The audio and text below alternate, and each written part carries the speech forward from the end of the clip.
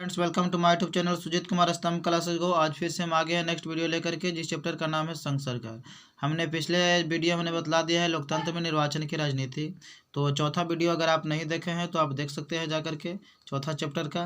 और पांचवा चैप्टर लेकर के आगे है संघ सरकार। तो इसमें ज़्यादा क्वेश्चन नहीं है, लगभग वही 10-12 के संख्या में होंगी चैप्टर क्वेश्चन। तो इसको जल्द से हम लोग सीख लेते हैं। लगभग 4-5 मिनट के ही बनेगा, और क्या बनेगा, ज़्यादा नहीं बनेगी वीडियो किस। ठीक है, अगर आप हमारे टेलीग्राम चैनल का ज्वाइन नहीं हुए हैं तो ज्वाइन कर लीजिए। मेरा टेलीग्राम चैनल का नाम वही है जो यूट्यूब चैनल का नाम है, अर्थात सुजीत कुमार स्तंभ क्लासेज को। ठीक है ना, टेलीग्राम चैनल पर जाइए और सर्च कीजिएगा तो आ जाएगा। ठीक है, मेरा फोटो लगा होगा, आप उस पर टिपिएगा तो आ जाएगा, और पीछे और ज्वाइन का ऑप्शन होगा, ज्वाइन हो जाइएगा। अगर जो भी PDF है इसका रेडी होगा उसके बाद मैं डाल दूंगा टेलीग्राम चैनल पर, और आप उसे निकाल सकते हैं। ठीक है ना। तो क्वेश्चन है संघ सरकार का, बाल श्रमिक रोग संबंधित कानून किस तिथि से लागू किया गया? नहीं, पहला है क्वेश्चन है 89वां नंबर क्वेश्चन, मतलब 88 नंबर क्वेश्चन तक हो गया है। ठीक है ना, लोकतंत्र में निर्वाचन की राजनीति जिस चैप्टर का नाम है। अगला चैप्टर है 9th क्लास का। हम यह वीडियो बन रही है, आप तो जानते ही हैं, और 9th क्लास का कंप्लीट या बुक खत्म होगी। तो सरकार का कितना अंग है मित्र? तो सरकार का 3 अंग है, जिसका नाम है विधायिका, कार्यपालिका और न्यायपालिका। विधायिका कानून बनाती है, कार्यपालिका उस कानून को लागू करती है, और न्यायपालिका अगर दोनों में से किसी प्रकार की गड़बड़ी करती है तो उसे सजा देने का काम करता है, मतलब न्याय दिलाता है। ठीक है ना। तो न्यायपालिका भी सामान्यतः 3 तरीके की होती है। एक सुप्रीम कोर्ट होती है, डिस्ट्रिक्ट कोर्ट, हाई कोर्ट होता है, और डिस्ट्रिक्ट कोर्ट होता है। ठीक है, जो भी मौलिक अधिकार होता है उसका संरक्षक माना गया है। सुप्रीम कोर्ट और हाई कोर्ट को मौलिक अधिकार का संरक्षक माना गया है। ठीक है ना। अगर मौलिक अधिकार से किसी प्रकार की गड़बड़ी होती है तो डायरेक्ट आप सुप्रीम कोर्ट या हाई कोर्ट जा सकते हैं, डिस्ट्रिक्ट कोर्ट जाने की जरूरत नहीं पड़ती है। बल्कि अन्य कानून के लिए सबसे पहले निचला अदालत लेकर के ऊपरी अदालत तक जाना होता है। ठीक है ना, तो इस चीज़ को आप ध्यान में रखिएगा। तो 90 नंबर क्वेश्चन की अगर मैं बात करूँ तो बाल श्रमिक रोग संबंधित कानून किस तिथि से लागू किया गया है? तो बाल श्रमिक कानून लागू किया गया है 10 अक्टूबर 2024 को लागू किया गया है।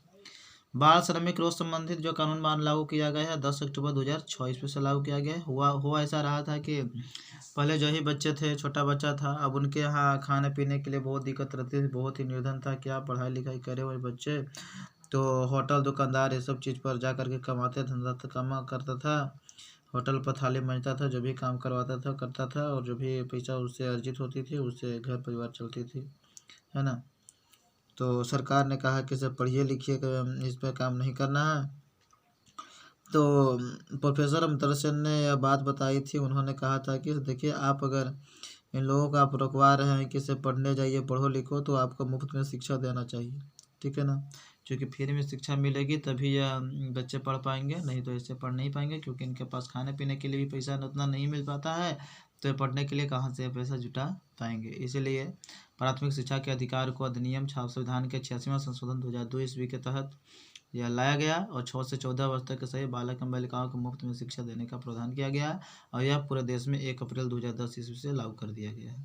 ठीक है ना, तो इस चीज़ को आप ध्यान में रखिएगा। हमारे मौलिक अधिकार के अनुच्छेद नंबर 21 से कम में रख दिया गया है, और यह मौलिक अधिकार बन गई है। ठीक है ना। अब देखिए आगे, बाल श्रमिक तो हो ही गया। अब चलते हैं अगला नंबर क्वेश्चन की ओर, जो कि यह खत्म होता है। अब अगला चैप्टर की ओर चलते हैं। अगला मतलब पेज अब खोलते हैं। तो अगला क्वेश्चन है, बाल श्रमिक रोग कानून की सूचना प्रेस के माध्यम से सर्वसाधारण को केंद्र के किस मंत्रालय द्वारा दी गई है? बाल श्रमिक रोग कानून की सूचना प्रेस के माध्यम से सर्वसाधारण, मतलब जो सामान्यतः व्यक्ति होता है उनको केंद्र के किस मंत्रालय द्वारा दिया जाता है? बाल श्रमिक रोग संबंधित कानून जो भी रहता है, तो श्रम और रोजगार मंत्रालय के द्वारा यह दिया जाता है। अगला क्वेश्चन है, संविधान के किस संशोधन के द्वारा प्राथमिक शिक्षा के अधिकार को मौलिक अधिकार बना दिया गया है? संविधान के किस संशोधन के द्वारा प्राथमिक शिक्षा के अधिकार को मौलिक अधिकार बना दिया गया है? तो संविधान के 86वां संशोधन के द्वारा जो प्राथमिक शिक्षा के अधिकार है उसे मौलिक अधिकार बना दिया गया है। हमारे संविधान के जो स्वतंत्रता का अधिकार है उसमें अनुच्छेद नंबर 21 के क में रख दिया गया है, और अनुच्छेद नंबर 21 में जीवन जीने की स्वतंत्रता है, आप शादी विवाह कर सकते हैं, सब अनुच्छेद नंबर 21 के तहत ही अपना घर बसा सकते हैं। संविधान के 42वें संशोधन द्वारा आप जानते हैं कि मौलिक कर्तव्य को हमारे भारतीय संविधान में जोड़ी गई थी, और जब मौलिक कर्तव्य को जोड़ा गया था उस वक्त 10 थे, लेकिन अब हो गए हैं 11, जिसमें 6 से 14 वर्ष तक के सही बालक एवं बालिकाओं को या अभिभावकों का यह कर्तव्य है कि उसे पढ़ावे लिखावे। ठीक है ना। और 44वें संविधान संशोधन के द्वारा संपत्ति के अधिकार को मौलिक अधिकार से हटा करके एक कानूनी अधिकार के रूप में रख दिया गया, जो कि कानूनी अधिकार के रूप में अनुच्छेद नंबर 300 के क में रख दिया गया। ठीक है। संविधान के 42वें संशोधन द्वारा ही धर्मनिरपेक्ष शब्द, समाजवादी राज्य, इस सब चीज़ को घोषित किया गया है। ठीक है ना। प्राथमिक शिक्षा के अधिकार को मौलिक अधिकार के किस अनुच्छेद में रखा गया है? अगला क्वेश्चन है 93 नंबर कि प्राथमिक शिक्षा के अधिकार को मौलिक अधिकार के किस अनुच्छेद में रखा गया है? तो प्राथमिक शिक्षा के अधिकार को मौलिक अधिकार किस अनुच्छेद में रखा गया है? अनुच्छेद नंबर 21 के क में रखा गया, जो कि अभी हमने चर्चा की थी। अनुच्छेद नंबर 14 में विधि के समक्ष समानता का अधिकार होती है। अनुच्छेद नंबर 17 में अस्पृश्यता का अंत किया गया है, मतलब छुआछूत ये सब अगर कोई व्यक्ति करता है तो उस पर आप डायरेक्ट अदालत में जा सकते हैं, सुप्रीम कोर्ट या हाई कोर्ट। अगला क्वेश्चन है प्राथमिक शिक्षा के अधिकारों को पूरे देश में कब लागू किया गया था? तो 1 अप्रैल 2010 ईस्वी को पूरे देश में लागू कर दिया गया था। मध्याह्न भोजन की मैं बात करूं तो 14 वर्ष तक के 2007 से 8 में ईस्वी में लगभग सारे विद्यालय में यह लागू हो गई थी कि मध्याह्न भोजन 14 वर्ष तक देना होगा, क्योंकि 5 वर्ष तक तो पहले भी दिया जाता था प्राथमिक विद्यालय तक, मतलब कि 5वां तक तो पहले भी दिया जाता था 2002 से 3 ईस्वी में, है ना, कि लगभग से ही दिया जाता।